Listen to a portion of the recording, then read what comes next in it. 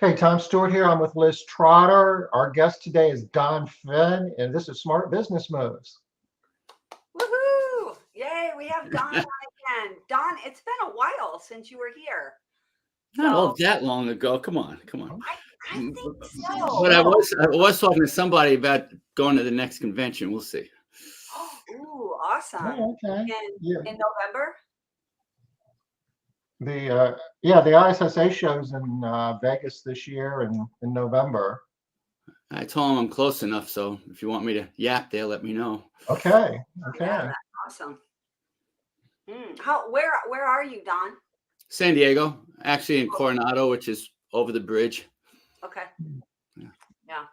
How's the weather down there? I have to ask just because. No, it's been June gloom, rather May gray, and then it'll go into June gloom. So we've had beginning of the year with all the rain, we've had really overcast whole year so far, but we needed the water, obviously. So it's been a blessing, and we'll get to the sunshine eventually, When it comes, it comes.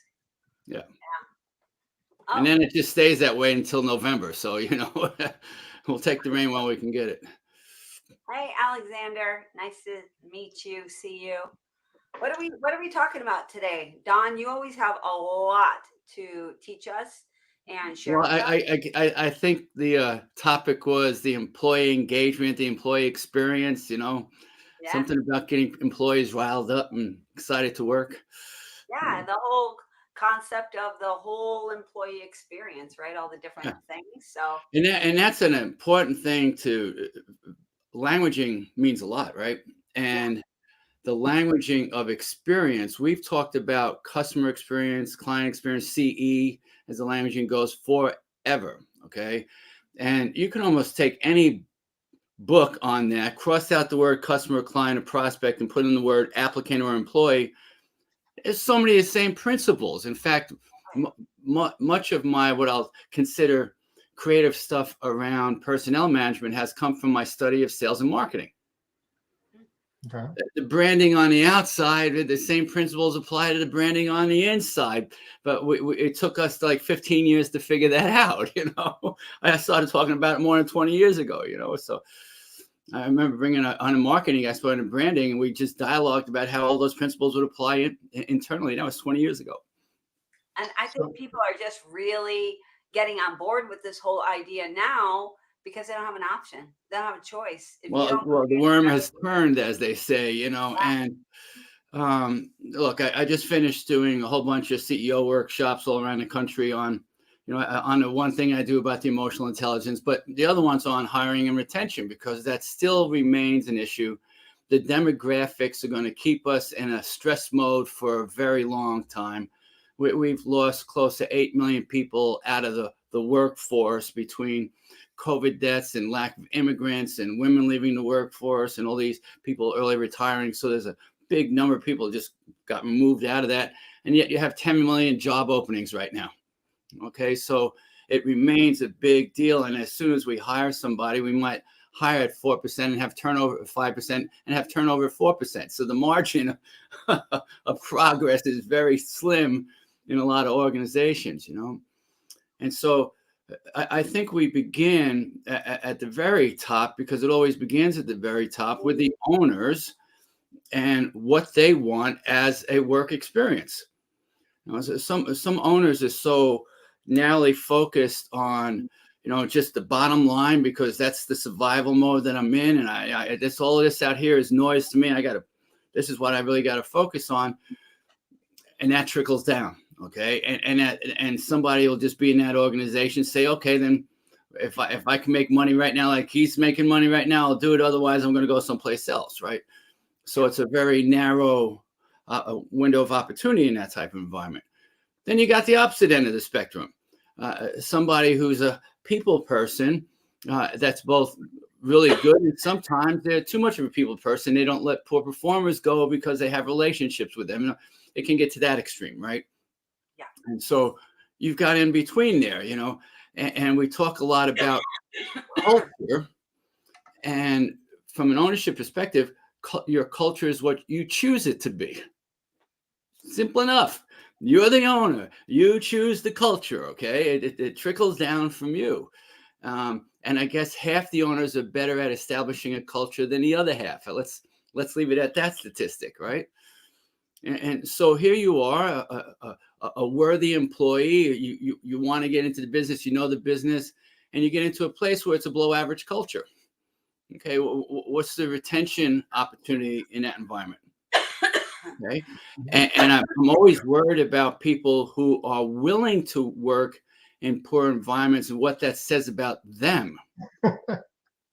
Okay, that they'll tolerate micromanagement and control and ridicule. They'll tolerate that out of their own fear. They're not worth enough to go someplace else where they're not going to be abused, right? So I like that. That's the first time we've heard that one, Tom. Yeah, really. If We you're haven't heard that one. That's good, Don. would you even want to hire people that would be willing to work for you if your culture is bad? Yeah. So again, and it's kind of funny. The other duality around culture, right? The duality around culture is it's both how culture shows up in good times and how it shows up in bad times. The conversation around culture is always around good times. It's this rah concept, right? Look at Zappos, rah. Culture putting shoes in boxes, right? I tell people, if you can build a culture out of putting shoes in boxes, you can build a culture out of anything. That is a choice, okay? Shoes in boxes, right? You don't need to say anything more than that, okay? Well, I don't know, Don. I'm thinking shoes in boxes or heads in toilets. Which is worse, right? Hey, look, it's as sexy as you choose to make it, okay? Yeah. I mean, we can do it, right? We can do it in our industry. It's not. Look, culture is less about what you do than who you are doing it. Okay. Oh, nice. All right. And one of my, remember, it's just you got that happy side and you got the challenging side. And there's a guy I know, Anthony DeMeo. I actually had him on one of my webinars years ago. Former Jesuit priest, a consultant in Brooklyn, and his definition of culture. He says culture is best defined by how we collectively deal with our shit. That's good. Okay. The best definition of culture I've heard in my life, including my personal culture. How do I deal with my shit? Never mind anybody else's. That's where it starts, right? And the good Buddhists say that the culture of your organization comes from you. So that's really the beginning point about this whole experience idea, is what the owner wants to create as an experience. What environment do they want to create for themselves to be enveloped in? They want to make an experience where everybody's really pumped and happy to go to work. Is that meaningful to them? It's more meaningful to half the people than the other half of the people. I know that much, right? I know that much. So when we talk about engagement, I was fortunate enough, a little backstory quickly here. I was speaking in Ojai, California, which is north of Santa Barbara, a beautiful area. And one of the CEOs in the Visage group says, "Hey, you're pretty good. You ought to meet my wife." I'm like, "What? Who's your wife?" "Oh, she's the head of leadership and management training for LinkedIn Learning." I'm like, "I want to meet your wife," right? And so she said, "What are all these CEOs talking about?" And this is about 5 years ago now. I said, engagement. She goes, "Yes, I want you to do the movie on engagement, the training on engagement." Well, I nailed it. And I've done 12 more for them. And they've been watched over 1 million times and translated into 5 languages now. Wow. Okay. So that was a little bit of a fact. And the interesting thing is, and we can circle to this in a little bit.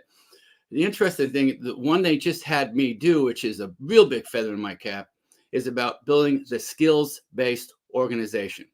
Okay. Where you hire for skills first before you even look at a resume. Because what they're pretty much saying, especially where businesses are evolving quickly, that experience and titles mean less and less over time, just by their very nature. They did a study about skills that were asked for on job descriptions, resumes, and things like that. Over the last 5 years, 17% of those skills have disappeared as a requested skill set by employers. And if you think about what's happening with AI, what's that going to look like in the months and years ahead? We're not going to get into pipes anytime soon, but There's going to be diagnostic abilities with AI. There's going to be Internet of Things tied into AI. There's going to be early warning systems, put it that way, with the AI. And so it will dramatically affect every organization, every industry, some faster than others.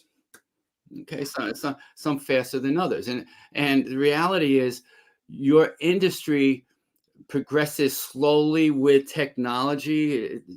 It gets on the forefront a little bit with stuff, but it's not considered a tech forward industry by its very nature, right? It's a personnel industry by its very nature. Okay.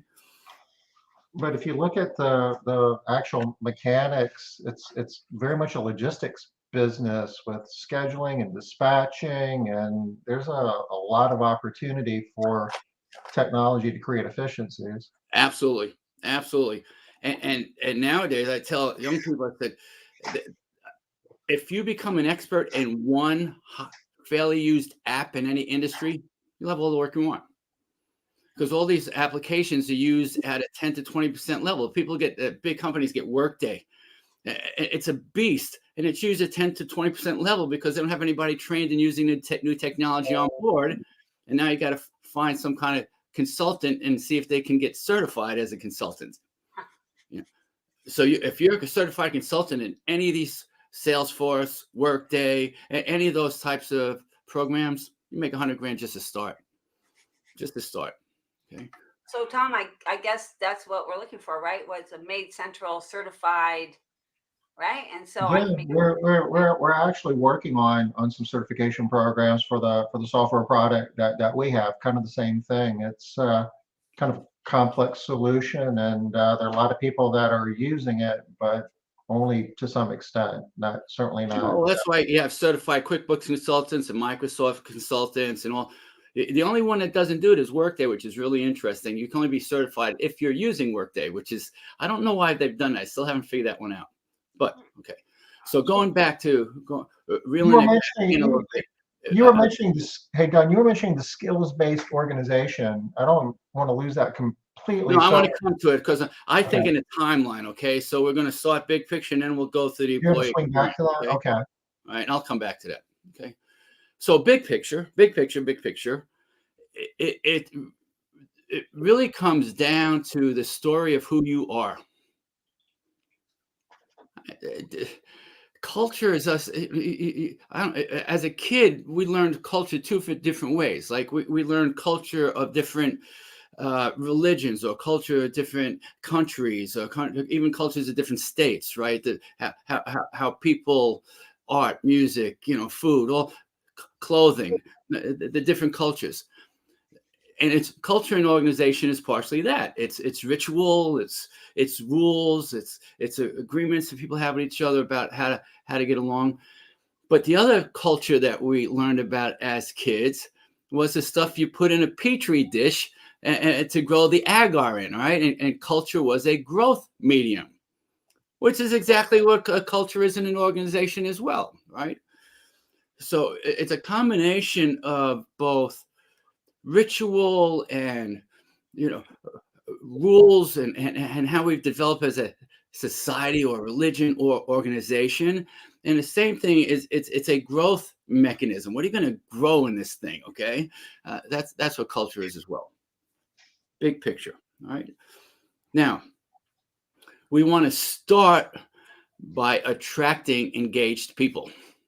Okay, we want to start by attracting people who want to be really good at what they do and show that they can deliver it, not just have the skills, but the desire to, right? And that all begins with attracting people. And you guys have heard me say this before. You get people who know your culture, recruiting people into your culture. Okay. Everybody at our company is a recruiter. Everybody. Every one of our clients is a recruiter. Every one of our vendors is a recruiter. We have plenty of opportunities here for people, okay? So, and we'll pay you for those referrals. As long as there's no conflict of interest, as long as you're not going to get anybody mad for doing it. No, we have to pay somebody else to do that work, and we'd love to be able to pay you and shorten the time span, And so whether it's an employee or a third party, have a referral program with enough juice in it to get people to get past their fear inherent in it. The fear somebody might not work out. Now it's reflective on me. My job's at risk. Is that worth $500? Probably not. Okay. To lose a job, but $5,000, I'm interested. An electric bicycle, I'm interested. And one of the mistakes we make is we just use cash. Electric bike in a lobby, and the next person who refers somebody gets this electric bike. Refer two people, your spouse can have one too. We'll get them for the kids. Just keep referring people, okay? How long does a bonus last? How long does money last? That's 2 weeks. awesome idea. That's an Electric bike, man, they're thinking about it every day, So awesome. when we Are there like details in terms of how long, if you hire the person, they need to be there for a certain amount? Yeah, this is what I always say. It depends on the industry. So if you're in a fast food industry where the average turnover is 3 months, to keep somebody for 6 months, they've been there for a while, right? You can't reward them for the referral at 6 months. Nobody will get the reward, right? You got to reward them in the first week, because they're not. So if it's an engineering firm, you might push it out to a year, okay? Mm-hmm. So really, to me, it's dependent on the type of organization. And you think about it, you train people how to refer people. You can have somebody do a video. Tom can do a video. This is how you language about it. This is how you represent us. Here's even a QR code we gave people that you can just have them point to, make it really easy for them to learn about the company very quickly. They can see somebody that's getting good service at the CVS, and they're not going to last there very long because they're too good for that place. Here's my card. Here's this. Would you like to work for us? Make it really easy for people to refer people and let them know what their obligation is. It's our obligation to hire somebody. It's your obligation to refer somebody that's not like you lose your brother-in-law because your sister wants him out of the house. Okay. Here's the criteria that we expect when you refer somebody, all right? Okay. And if you refer a legitimate candidate, we're going to reward that. If we hire the candidate, we're going to reward that. And if they stay for a while, we're going to reward that. Okay. So that's how to get people in the door. And you also have to do a marketing job on your websites. It's all about video today. And you're going to be hiring down age from all of us, and they're a lot more exposed to video than we've ever been. We don't live in that world. We don't understand that world. We think we understand that world, but how could we? Okay? Because we're not enveloped in it. They're enveloped in video. My nephew can't read cursive. They didn't learn how to, my son can't, he's 21. He can't, his cursive's horrible. They never got trained on writing cursive. Right. Right. But they know video, man. Okay. So if I'm trying to draw their eyeballs to some print on the screen, you just lost. Okay. So they can type 60 words a minute with their thumbs too. Yeah. And so look, I always tell people 3 videos, 3 videos, 3 videos, 3 videos. One from the owner, Tom, talking about who we are, what's special about us, where we want to go with this company, the opportunities we like to see for our employees. The culture, the culture talk track from the CEO, because who else is anybody going to trust about that more than the CEO? Okay. They set the standard, be the standard, show the standard. Okay. And remember, doing all this stuff constantly reinforces the culture. It cements it when you talk about it. Otherwise, where is it? Okay. I'll show you where it is. Look at that video. Okay. The second video is a day in the life. And I don't care what business is in. You're all in this industry because you found some pleasure and enjoying doing it. Otherwise, do something else because your life's too short, okay? All right, so you ought to be able to say, this is what's cool. And again, it's not just about what we do. It's who we are while we do it, okay? The Zappos model again. Okay? You don't have to reinvent the wheel. They showed everybody how easy it is. It's a choice, okay? So this is how we choose to show up with each other. This is how we choose to show up on the job. This is the praise we share with each other. Just what it's like to work here, okay? And you can have, look, for the CEO video, this thing, It's as good as my DSLR camera. Okay, so you can get anybody to do that in front of you for 5 minutes, upload it to Vimeo and stick it in a WordPress plugin, and boom, it's done. Right now, the other one, if somebody's got Apple Movie, they can blend it. I have a question. Yeah. So what I heard there, Don, I want to check and make sure, is that CEO video, the owner of the video, that should be 5 minutes? No more. No more. Okay. No more. Because who watches anything for more than 5 minutes, right? Like, we should have stopped this 15 minutes ago. Right. Yeah. That's the funny thing about all my LinkedIn trainings. They're all modularized. So everything is 3 to 5 minute, 3 categories, 4 videos of 3 to 5 minutes under each category. Very modularized the way the learning is. Yeah. And they all have to be standalone. They all have to stand alone in terms of content. So it's how the learning is now. Okay. It's how the learning is. Yeah. So, okay. Now we've got the third video, and that's testimonials from existing employees. Because anybody going to trust more about the employee experience than an existing employee? Yeah. Okay. And what I always say, why do we have people testify at church? So that people live up to their testimony. I want as many employees testifying as humanly possible on my website. The more, the better. Get them on your social media sites, not just your website. When I say website, I mean internet. Okay. Right. So on your Facebook page, if you got an Instagram, where those workers are. Okay. Facebook, they're probably not on LinkedIn. Okay. A lot of times we miss the opportunity to have them give us reviews on places like Indeed and Glassdoor. That's a good place to get your testimonials as well. Well, you also have to deal with those reviews and not let the bad ones stand there and, come back in. It's kind of funny. I'll give you a different example. It's this guy, Brad Lee, out in Las Vegas. Okay. He's bigger than life guy, big cigars, badass Brad Lee, right? And you go in into his company, and it's all black walls and silver and badass, and that's the whole MO of the place, right? It's a training platform, and he does very well for himself. His Glassdoor, people like, this guy's misogynist asshole, And he's like, I'm sorry, you can't take this place. We're glad you left. We don't need people like your weak ass. It's like, but he goes, that's who he is. And he goes right at it. And credit to him, man. Credit That's to a him. CEO talk track. But again, who's he attracting? He attracts people who suffer no fools. Yeah. They want to be in that environment. If you want to be in a kick-ass environment, this is it, bro. Yeah. See if you can handle the heat. I feel like that's perfect. He's attracting exactly the type of people. But that's the point I'm making right here. That's the point I'm making. Is as a good Buddha said, what comes to you comes from you, man. What are you attracting? What are you attracting? Okay.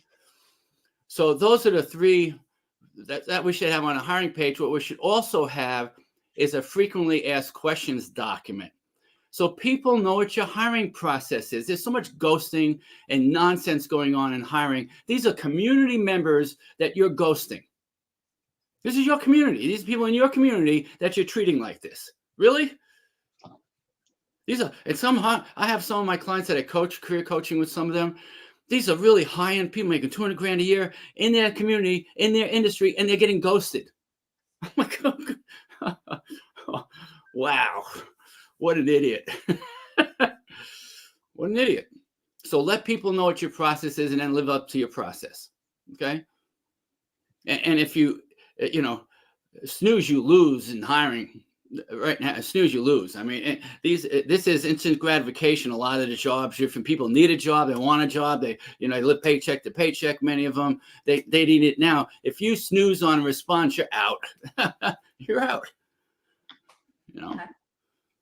The lead is like produce. It goes bad real quick if you don't do something. And it doesn't go bad as quick if it comes from an employee referral. Now, will it? No. Okay. That's true. So more shelf life. So now we've got we've got our attraction mechanisms up, right? Okay. I've got my dating website. I've got all, I've got it all up. Now it's about how we bring people on, and that skills-based organization thing. There's not a single skill you can't test for, not a single one. Okay. And otherwise, how's it a skill? If you can't test for it, it's not a skill. Okay. And so even if they're soft skills, you can test for them. The quote communication and things like that. Here's a scenario. Do a case study on. Talk through the scenario. Okay. So instead of what most people did, to look at the resume, see if they're close, start the dance, have people come in, do some interviews, and then they may test them at the end of all that. And a lot of times they don't test at all. They just put them on a job, assuming what their skill set is. And guess what? Half the people out there test better than the other half of the people out there. And which half are you hiring? And how would you even know? Mhm. How would you even know? Hey, we're a top 10% shop. Really? Can you prove that? Okay. Yeah, here's the rigorous 20-point test we put everybody through in order to be able to work for us. That's why you're hiring only the best. Say that again. Oh, say that again, Don. Yeah. This is the rigorous 20-point process we take new employees through, so you know you're only working with the best. So what you're recommending is, let's start with the skills testing before you even do an interview.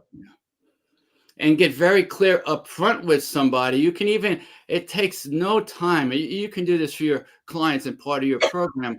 Have somebody just put together a little kind of wiki or something, a form that people can fill out where they have to answer yes, no to certain things or grade themselves on certain things. And if they don't pass a certain score or they don't do something, they can't submit a resume.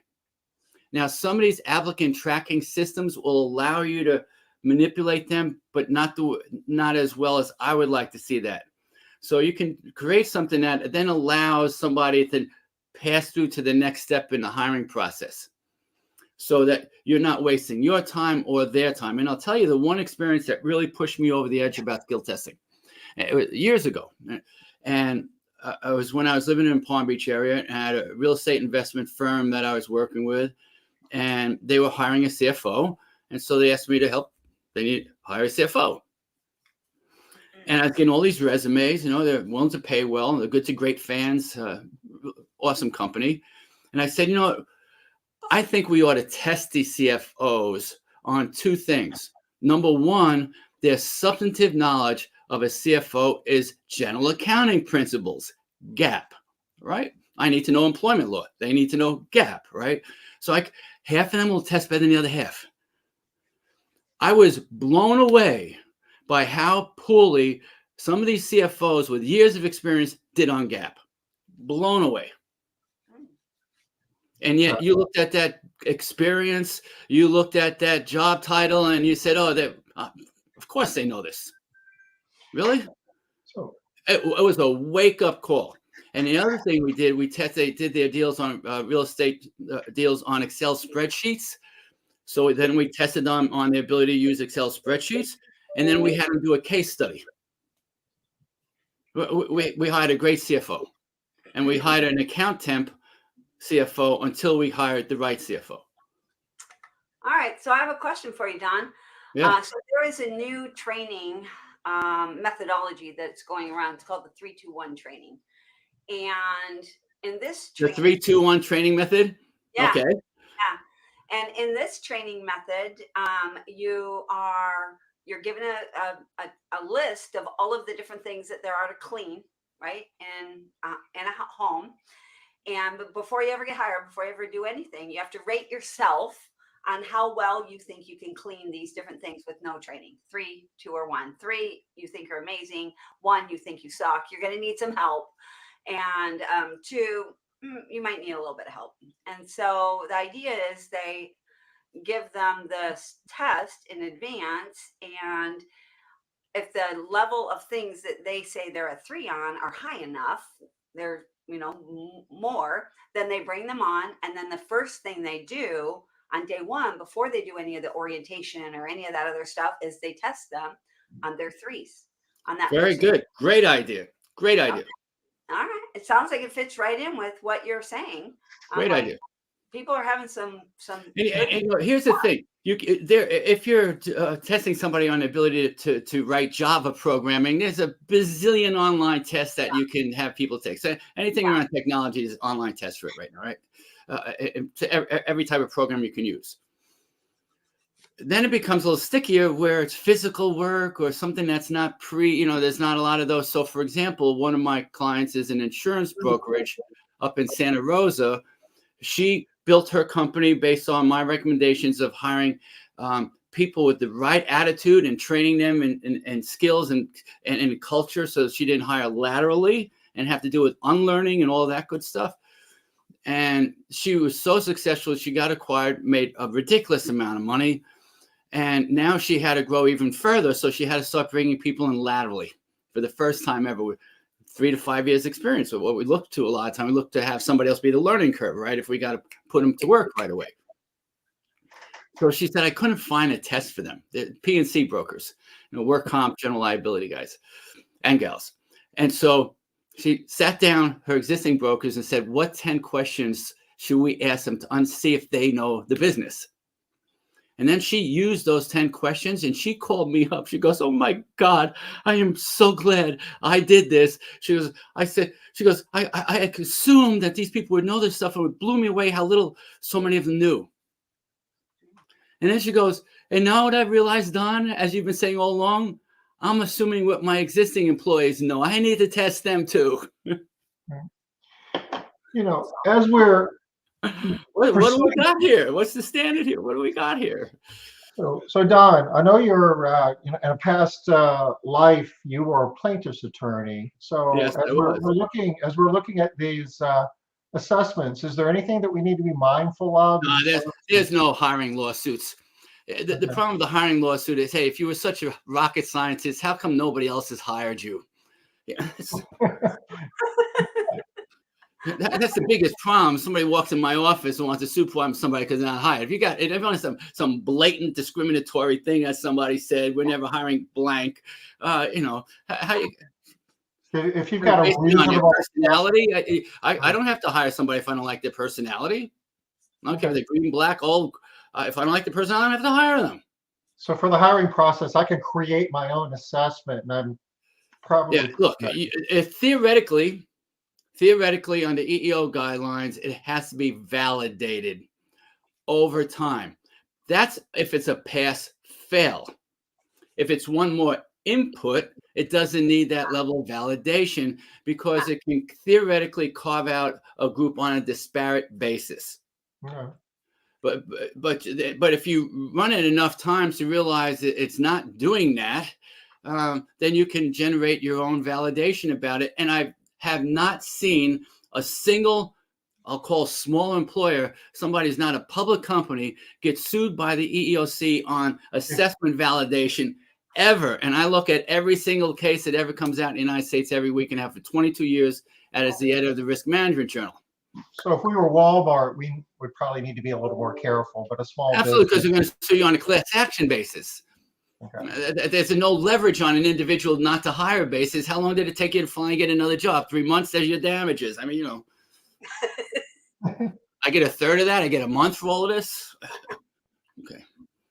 Very good. Yeah. All right. That's great. Now is the onboarding process, right? And that is like, okay, I finally met him on eHarmony. We had a phone call. Okay, we're finally going to meet for something. We show up, and then you show up late, show up like an idiot. You're on your cell phone at the same time. Don't you think people do the same exact thing in the workplace? You bring your toddler with you? But again, okay, so we have to think about the out-of-the-gate onboarding experience. So for example, one of the construction firms that I worked with, I said, okay, let's really make sure we create an incredible experience first coming in. And I learned this actually from a dentist one time, and I can come back to him. But I said, when somebody comes to the front door, through the gates. How do we make somebody that you know is going to be there an amazing experience? So next time I showed up there, right in front, there's a parking spot with my name on it. I come in the door on my name, welcome Don Phin, on it. And the receptionist, who I've never met before, she goes, "Oh, you must be Don Phin. Welcome. How are you doing?" I'm like, why not do that first day of an employee? I had a dentist, generally you'd wait in a dentist's office forever and you finally go into place. I had a dentist right away. They were on time. They put me in a chair. They got all the pictures done. They showed me everything. As soon as they were finished, the dentist came right in. I'm like, it's the most efficient shit I ever saw in my life, right? He ended up building a software company for dentists. And the guy is wealthy. I just finished speaking for his whole association of dentists that use that software. And it was started with his one office and how he practiced at that office. Wow. And he turnkeyed it to hundreds and hundreds of dentists now using his process. Sounds like Main Central. Yeah. Main Central. That's exactly what Tom's doing with his software, right? Yeah. Well, you can leverage opportunity and experience that way, right? Yeah. If you're getting good results, then yeah, absolutely. And it's a lot cheaper to rent it than to create it, as Tom knows. Oh, goodness. Sometimes it's not there to rent, which is the problem, right? Yeah. All right. So the first onboarding experience, the first thing shouldn't be going into HR's office. It needs to be an event, is what I'm hearing. Make that person. Okay. Make it a special event. Yeah. Make it a special event. On my website, which we'll come to, there's an onboarding checklist. There's a whole bunch of ideas. As I tell people, any of the tools I create, I take it 80-90% of the way there, tweak them for you, okay, the rest of the way. But you want to have a process. You don't want to have an onboarding event. That makes you an event planner, okay? It's a different industry, right? You want to have an onboarding process. And when people tell me they have a hiring process, I'm like, good, show it to me. They're like, what do you mean? You have a process and you can't show it to me? You don't have a process? One of the things I'll never forget, Tom, is reading The E-Myth by Michael Gerber. Yeah. Okay. Excellent. He is a Bay Area consultant, goes into a McDonald's, sees 16 and 17-year-old pimply-faced kids running a $1 billion company. He says, how's that happen? With SOPs for everything. Because you want to build your business as if you're trying to franchise it.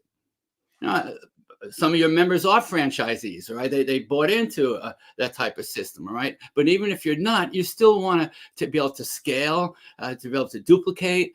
You've got to run those SOPs. So hiring SOPs, onboarding SOPs, every step of the way is process, okay? Well, you know what, Don, I'm going to ask Tom, if we could real quick, because we have a question here from All Clean Services about what's your onboarding process. So Tom, could you share Don's website right now? It's not going to hurt to have it up for a little bit and let people see. You can. Y'all, Don has a ton of tools on his website. Easy to find, donphin.com. Phin is spelled Phin. Tom will pop it up for us. And then I highly recommend that y'all go check his website out, because there's just so much stuff there that you're going to want to use. And here's Tom, go over the free tools. Yeah, awesome. All the way on the right. Oh, he's got it up already. Very good. This link right here, click on it and it brings you here. Good. That brings you to speaking and coaching, but click on the free tools. I want you to go to that page. Oh. You have it up on the top there.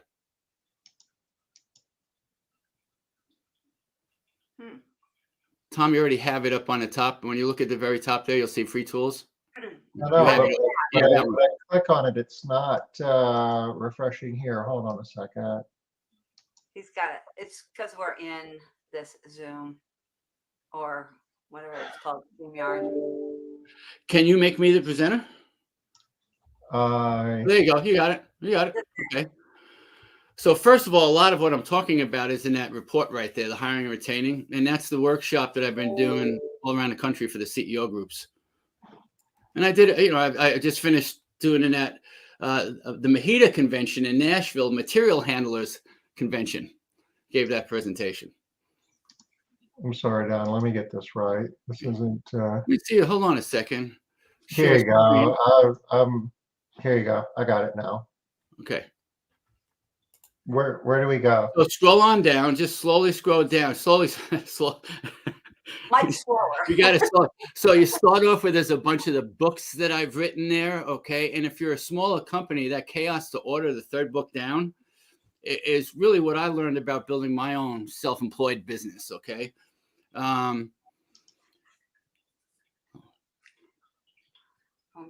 So you just So you can actually download the book. you don't have to put anything in any of my stuff. You just open things up. Okay. Okay. So scroll on down a little bit further, and then you start seeing the checklist. And as you go down, Yeah. Oh, there's a few of them. Okay, so you got a checklist for designing a safe workplace. Important for you folks. I'm right? excited, Don. I just want to get to it. I'm sorry. I get carried away. I'm scrolling too fast. I'm sorry. Go ahead. a safe workplace. So keep going. You want to see the onboarding? It's pretty much in alphabetical order. So. And we're looking for onboarding. Holy cow. Oh my gosh, just a few. My finger's getting tired. Okay. So element. It might be under tools. Or under a lot of checklist. reports and stuff. Might be under checklist too. Oh, here goes. Oh, you found it? I had to put it on there.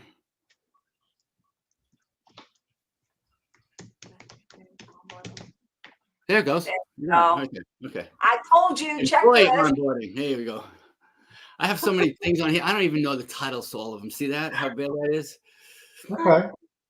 So this is a process. Yep. Not just what you're doing. I like this. And again, remember, when you build tools like I do, you have to be over-inclusive. It's easier for people to whittle down than to build up. Oh, absolutely. Okay? Is what I've learned, right? So as somebody who's probably created more HR tools than anybody ever, seriously, that's how I've approached it from day one. Okay, so you've got it kind of chronological order and what day you're doing these things. Yep. So all clean. You can see that we couldn't answer this question simply. This is a big process. Okay. And again, So, and this is different than training. I think sometimes this is just what you need to do to get them to learn where the bathroom is and how to function. they use two different, there's a split in the languaging, which is, there's people make a distinction between orientation and onboarding. Yeah. Orientation being that event, there's the bathroom, sign employee handbook, onboarding being that process that goes over 60 days, 90 days. So in a sense, orientation turns into onboarding. Mm-hmm. But that's the process there. And if you go back, I want to show you another form. You have the employee entrance interview. So type for entrance.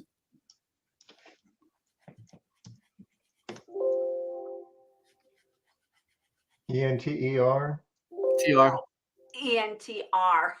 AN. Okay, well there you go. There you go. Okay, so click onto that. So it's kind of funny. Here's how I think about things. I think in process terms and timelines. So when I first started doing these forms and things like that, they were exit interviews, right? Then a couple of years ago, people started doing stay interviews. So, are you going to stay? I call them the puppy dog. Are you going to stay? And I asked a simple question. Why don't we do an interview and find out why people came to work for us in the first place? And I couldn't find that form anyplace. So this is an entrance interview. And wouldn't you want to give them that on the first day at work? Now scroll down on the form a little bit. Like question number 3. Don't you want to know why people decided to come to work for you? Yeah. That's a good piece of information to know for sure. All right. Look, I haven't dated anybody in a while. I'm just curious why you said yes. Okay. So So do you want to do they care about benefits? Does anybody ever mention your benefits? Then why are you pushing your benefits? But is everybody say location? Good. Then I'm scouring 5 miles around my company, okay, around my headquarters. Right. So you really want to know why they decide to come to work for you, and tweak this. Again, it's the concept behind all of these And things. this idea is great. You just have to remember. So I think that people are trying to do a version of this way too early. Don't do No, this I want before to they do it right away. I want to do this before they think about how they should answer it, knowing us. but Right. after they're hired. Yeah, as soon as they're hired, The one of right the Day very one. first things I'm going to do is the entrance interview. I want fresh. I want the fresh feedback. fresh stuff. I would put that, so that would be on the onboarding checklist, day one activity. Yes. Yes. Okay. This is so cool, Don. So cool. Okay. It's a no-brainer when you look at it. I And don't I know like that anybody that's who does that. It's all part of one document, because you see what we're seeing here are a lot of different questions that are Yeah, people there's are two different looks on it. One's one you can fill in a box look, and one is it's the same question, just You can different do way it of online. doing Yeah. it. and a lot of times what people are doing is breaking these pieces up into different little mini surveys that are much less effective and not done at the right time. Okay, so that's that tool. Okay. Yeah, that's great. So let's come out of this so we can keep talking, but we'll come back maybe about some other tools. Okay. Yeah. All right. So we got the onboarding process. Part of that onboarding process is telling people about our culture. Now, video is great. Okay, video can give the history of the company. Tom can talk about how Castle Keeper was started. I worked for my dad in his business, pictures, black and white photos. You can do the storyline, right? And even if it's a short history, you can go back before that. The company actually started with some history. So just people get context of how you got to where you are, right? You can talk in video about where you're going. That video I'm talking about, the CEO type video. Talk about our culture and other people splicing in their conversation around your culture, as a training. Okay. Part of our culture is how do we deal with frustrating situations. Nordstrom's uses the parable of the little old lady who came in to return tires. And if you're familiar with that, they teach that to everybody in Nordstrom's when they start working for them. And I thought it was just some kind of made up thing. It's actually a true story, because it used to be a tire center there that got pulled out. They put in Nordstrom's, and the little old lady actually did buy her tires there. I don't think she brought them up to the desk, with her or anything like that. But the customer is always right. That's why Nordstrom gets to charge what they do, right? Okay. So that's who they decided to be. They decided to be top 10%, top world class in customer service, and people will pay for world class customer service. Okay. All right. You don't want to be the cheapest guy on the block. No, that You get doesn't. what you pay for. You get what you pay for. Right. Okay. So now we've got the onboarding. We've talked about our culture. Then what a lot of people are looking for in the employee experience is, what's the opportunity and what do I have to do to get there? Okay. So career ladders are a great place to go. Let me see. I'm going to do something because it's easier for me. Share my screen. You want to do that? Yeah, hold on. I'm going to do this. Can you let me share? I can. He can show Just us. click what he the wants to show us. down at the bottom tray. There's a button that says. Yeah, I'm on it right now. Let me see. Entire screen. It's not letting me share yet.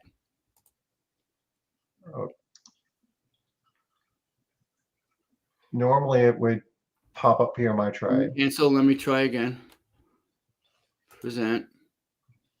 It'll Share open another screen. window and it'll ask you, Share do you want to screen. share a screen or a window or? Yeah, it's just, oh, I see how it's doing that. Okay, I'm good now. Hold on a second. Sure, I've got to open up. That's what I want to do.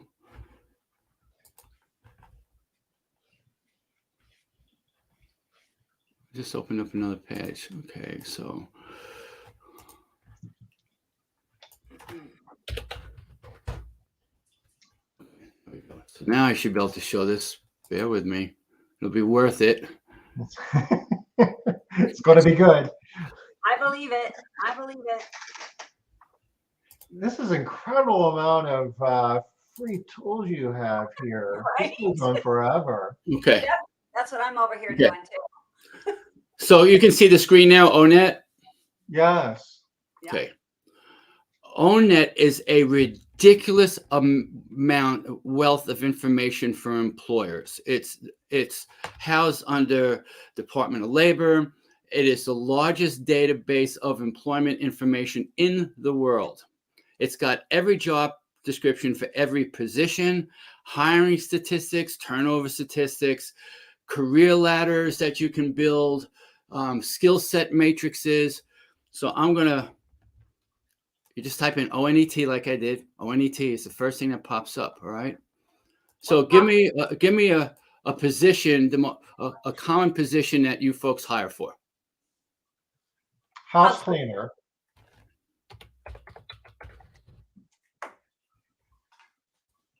Okay, it says accept. Okay, let me go back. I said except maids, yeah. Yeah. Oh, so do maids. Now it says maids and housekeeping cleaners, right? Right. Yeah. Okay. Now look at this. This will blow you away. Okay. Already This is going. every single task that they can do. This is every technological skill they may need. All the different work activities that you can actually test on. Detail of work activities, all the work context, the job zone, how long it gets the training range, training and credentials that you can get, if there's certifications, licenses, all the skill sets required. Okay. Knowledge, education, abilities, interests, employment law trends. So Tom would say you're in North Carolina? South Carolina. Close. God, I lived in Camp Lejeune for the first year. I should be getting reparations from drinking all that water. That explains all of my problems. Or it could be a contributing factor anyway. Obviously, Okay, so I'm just going to go on one bit, but you'll start seeing how it starts getting broken down. Counties, wages, medians. Wow. Most people have no clue that this exists. Okay. Yeah. So I'm not going to spend any more time on this. It's a rabbit hole. Okay. It's a rabbit hole. So for everybody that couldn't see this, when I tried to pull it up, what I had to pull up was onetonline.org to be able to get here. When I just did ONET, I got something else. Well, it'll be the second or the third thing, I'm pretty sure. So yeah. ONET, I guess it knows me. It's seen me use it enough times. But yeah. But ONET, ONET. I'll drop the URL in chat. Oh, good job. There you go. Okay. That'd be perfect. And so now what I'm going to do is just go to my site. Now, all I can think right now is, oh, good, we only have 3 more minutes on this call, so I can go check out ONET. Right. No, I'm going to go to the site and just finish by showing some things on the site. Come on, get over there.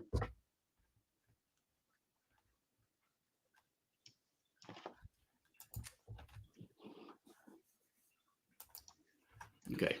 So you can see it? Yeah. Yep. Yep, sure can. So I like this one. One of the things I talk about is, and you've heard me do this talk track about bosses being villainized, right? Yeah. And you can be a well-intended person, but not show people that you care about them. It was a great book on it called Leadership and Self-Deception. Really smacked me between the eyes of moving from the abstraction of caring to the action of caring. Okay. So it's just you'll see there's a ton of different things on here that you can do to start showing people you care. All right. Interviewing stuff. You just called out like one of my all-time 10 favorite books, Dawn. I love that book so much. Leadership and Self-Deception. Yeah. By Very good. the Arthur Group. I don't know why this is on here twice, but this is a lifetime of wisdom from risk management. I wrote a book about it. But if you're going to make some decisions, start thinking through this document. Oh my gosh. So pull it up just real quick. Can you? I know you have other things you want to show us. Just show us real quick. Like what else on there? What kinds of things are on there? It's all the things I've seen as a lawyer and a risk management editor for 22 years. And my own personal mistakes and coaching people and dealing with investigations and all the funky stuff I've dealt with. This is a lot what I've learned. Well, don't worry about it. You don't have to pull it up. I'm going to go dig into it. Yeah. See what it says. This is gold though, Don. So now this is another one. This is another one. I always ask people, do you have a compensation philosophy? Because that's where it all starts. For example, very simple. Is your compensation to pay as little as you possibly can or as much as you possibly can? My philosophy when I ran my company was nobody's going to get to work over 40 hours a week, including me, and I'm going to pay everybody as much as I can. And when I sold my company, they're amazed how few employees we had for the revenue we generated. Okay. So a lot of us don't have a compensation philosophy. Like, well, you pay at market. How are you going to handle commissions and compensation? All these different things that we don't think through when we pay people. All right. Yeah. Don, this is all such good stuff. I am going to drop the URL to your website in chat. If anyone wants to reach out to you for more information or for help with some of this, would they reach you through your website? Or they can just email me right there. Okay. Okay. All off your website. So the URL donphin.com is in the chat. But for the last minute we have left, Don, is there any last closing thoughts you'd like to leave us with? Yeah, you start one step at a time. And so one of my bits of languaging is, let's try this as a first safe step, and we'll see how that feels. So we don't have to take some enormous leap here.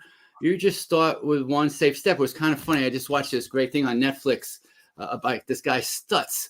He's a psychologist originally from New York and worked with the Hollywood elite. And he talks and he does all these little diagrams. And I love this one he did. And he does diagrams for employees. He goes, for his people, he goes, it's just one step at a time. Okay. It's just this step, and then we'll worry about that step. And then we get so caught up in all of it that progress is only going to be made one step at a time. So just be diligent and saying, okay, let's take one idea and implement that. What's that? Once that's implemented, let's get the next idea and implement that. And that's how that incremental improvement will really make a difference. Create the habit of implementing. Yeah, that's good stuff. One of the things I've spoken for the Visage CEO groups 480 times. I think I'm up to something like that. So that's a half-day workshop for over 7,000 CEOs. All right. And one thing I've learned about all those very successful CEOs is they go from abstraction to action. They learn something. They're paying to be in front of me, and they're going to put something into action. Otherwise, they're not going to be there. And so if you're going to spend time on something like this, put it into action. Don't overthink it. Just do it. Start doing something today. Yeah. And don't tell yourself it has to be hard. You just have to do it. You don't have to put a story on it's going to be hard or difficult, or that you just do it. It's about the implementation. So yep. We are at the top of the hour though. So Wow, where did the hour go? It's incredible. See, you thought it was going to be seem much longer, didn't you, Don? That Yeah, hour flew by. Just flew by. Yes. yeah, it seemed like 5 minutes. I know people don't want to listen for more than 5 minutes, but thank you, Don. You All are right. Thank you so you much, are Don. a force of nature. You Maybe we'll see you in November. Okay. Talk to hope your so. folks. I hope Right. so. Yes, I hope All right. so. That'd be awesome. I'd love to see you in person. Bye. Ciao. So until then, you guys have an awesome rest of your week. We'll be back next Wednesday, 5 o'clock Eastern. Take care.